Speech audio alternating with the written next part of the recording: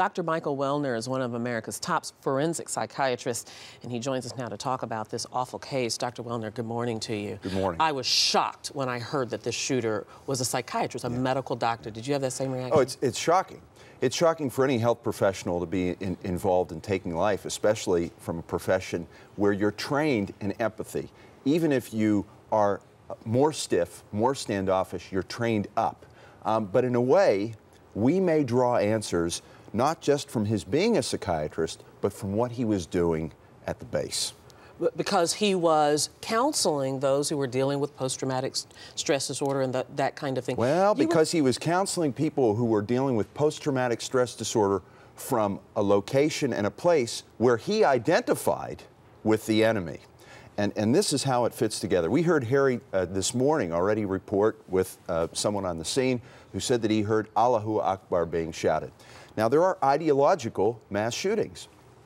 A person who is treating people with post-traumatic stress disorder is in an environment where they verbalize. So he's dealing with victims who may have verbalized a tremendous amount of resentment and anger for people he identified with. And we know about mass shooters that they are alienated, and it is their alienation that enables mass shooting. You have to hate everyone to feel comfortable killing anyone. And a random mass shooting, you embrace the possibility, and as an educated professional, that anyone may die.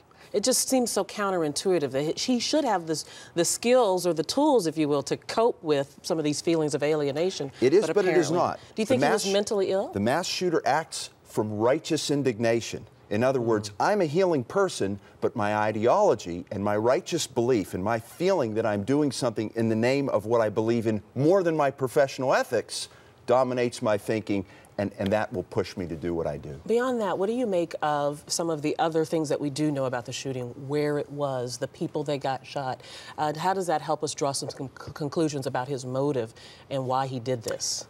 There's obviously much more that we need to learn. There are common qualities of mass shootings. This happened at his workplace, and there are workplace mass shootings. In my professional experience, and I have not only interviewed people who survived mass shootings, but I also worked on the recent case of Albert Martinez, who killed two of his commanding officers in Iraq down in a case in Fort Bragg. So based on my experience, I will tell you this.